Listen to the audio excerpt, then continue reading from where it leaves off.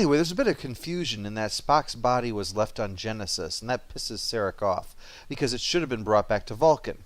He assumes Spock's katra, defined as all that is not of the body, so that you can interpret it as soul, the sum of knowledge, experiences, whatever, was given to Kirk. But when he does the meld, he sees it isn't. I love Kirk's expression during this, too. It's got that feeling of quiet discomfort I think all of us would have if someone was just digging through our brains. Aha, let me see. You've smothered your great-grandmother. Well, she was old. Let's see, you frequently masturbate and then lick your fingers. All right, well, I just won't shake your hand anymore. You liked Meet the Spartans. Well, you are one diseased brain, aren't you? No wonder my son didn't leave his katra in it. So they rush to the ship's library to get their copy of Star Trek II out, and sure enough, they see Spock melding with Bones and saying, "Remember," and thus have figured out what's happened. So Sarek tells them to bring them both to Vulcan, meaning the body too. Now this is one of the stumbling points of the movie, as the reason for Spock's body going to Vulcan is never actually stated. Now, we know why looking back, because we need to bring Spock back in body, but these guys, generally speaking, don't actually physically raise the dead all that often. Even the Vulcan in the sedan chair at the end of the movie admits that restoring a katra to a living being is the stuff of legends, never mind a dead one. And exactly how happy is Spock going to be when they put him back inside of a body that's been distorted by radiation? And that's the best case scenario. Just imagine what has happened since it has entered the atmosphere and crashed into the surface of the planet. They're going to put his katra back in there, he'll open his eyes, and then begin screaming for them to please kill him again. Anyway, so I don't see what exactly is the point to going to Genesis based upon what they already know. And what is Kirk's motivation, after all? Don't have to believe. I'm not even sure that I believe. But if there's even a chance that Spock has an eternal soul. Now that eternal soul would be the katra that's inside McCoy. So what the hell? Don't tell me it's some kind of ritualistic thing, because that's not why he says he's going. It's for Spock's soul, which he already has, and is going to go get a body where the soul ain't. Isn't that like trying to break into a jewelry shop to get an empty box because you are seeking a watch you already have on your wrist? In any event, Kirk's mind is made up. They're going to search the hell out of Spock.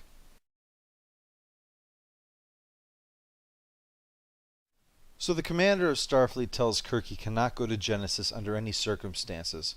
So Kirk leaves and promptly tells Sulu and Chekhov that he's going anyway, and they unhesitatingly join him, knowing that they'll be destroying their careers if they do so.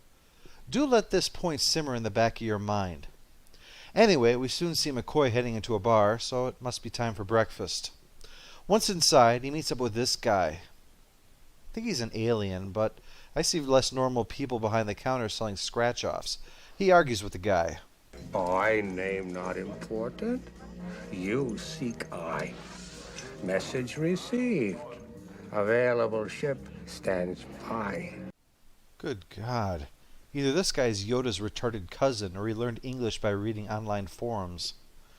McCoy wants to hire this guy to take him to Genesis, but doesn't want to tip his hand too soon.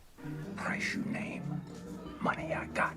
Place you name, money I name, otherwise bargain no. Listen to him. You can actually hear him talk in all lowercase with misspelled words. When Bones finally reveals their destination, the alien flips on the caps lock and they get interrupted. Greetings, I'm Lando Calrissian, administrator of this facility. He's Federation security, and when the Vulcan nerve pinch fails, Bones is hauled off to lockup.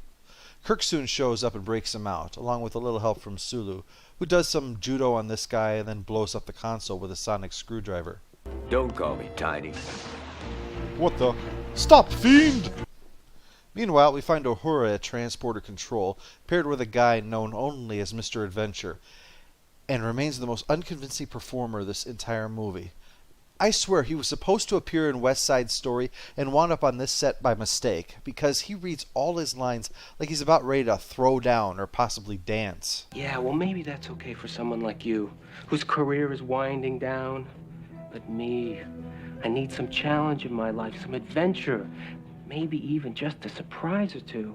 And that, of course, is when the door bursts open and, wouldn't you know it, in come the jets. They get on the transporter pads, and Mr. Adventure's not too sure, so Uhura pulls a phaser on him and tells him to get into the closet, as there will be definitely no throwing down and no dancing. which then prompts Kevin Bacon to walk in. Eventually, they all arrive on Enterprise, where Chekhov quickly wins the Worst Outfit of the Movie award. It's some kind of lavender cross between a jogging suit Ken doll and a pilgrim.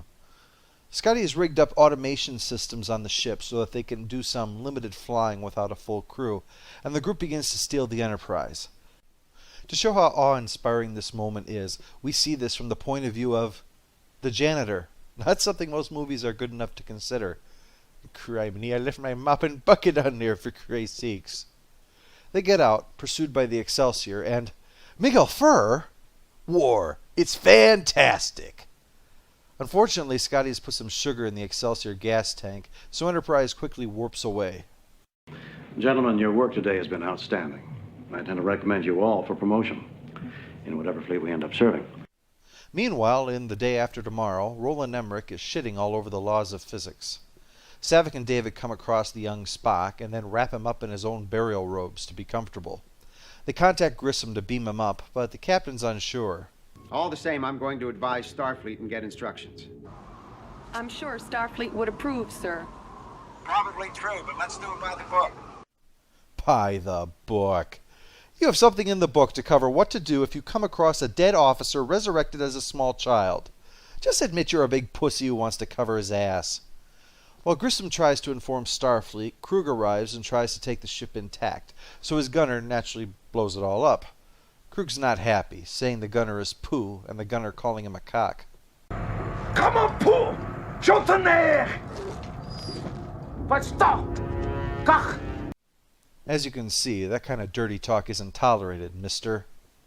One of his less dirty-mouthed officers points out that there are people on the surface, so they head down to the casket, where the rubber toys have now become gigantic versions of what I think is gingivitis based on my dental background, which consists of mouthwash commercials. Well, Krug decides, for no reason at all, to pick one up and play a game to see who can strangle who first. Nice work, Krug. Way to keep that worm in line. Savick then confronts David about the planet, and he reveals that he used proto-matter to help make Genesis work, something apparently dangerous. This leads to another thing that doesn't make any sense. How many have paid the price for your impatience? How many have died? How much damage have you done? And what is yet to come? Well, strictly speaking, none. Protomatter in Genesis hasn't caused anyone to die. The only deaths have been because of people who wish to misuse Genesis. How it was created has nothing to do with that desire to use it as a weapon. That's a key point people seem to be missing, that there's no connection between the means he used to create the device and the desire to misuse it.